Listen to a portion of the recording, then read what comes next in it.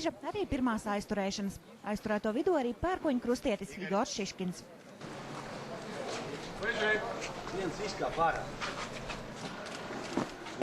Jūs bijāt atbildīgi par kārtību. Dosimies, pagaid.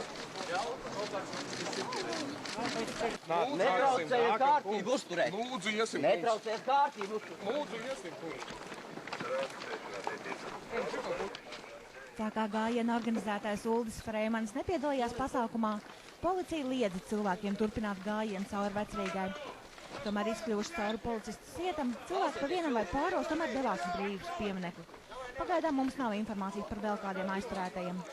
Atgādinām, ka gājiena organizētājs Uldis Freimanis iepriekš solīja, ka pasākuma laikā nenodarbosies ar nacismu slavināšanu, par ko bažījās politiķi.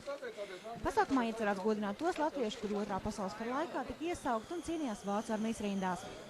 Atgādinām, ka Rīgas doma pasākumā aizliedz rīkot, taču administratīvā rajona tiesa aizliegumu atcēla.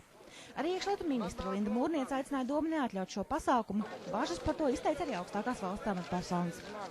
Gunetāri, Aigars Kovaļevskis, Latvijas televīzija. Strīdos par to, kurš Jūrmalā nodrošinās neatliekamo palīdzību un negrasās pie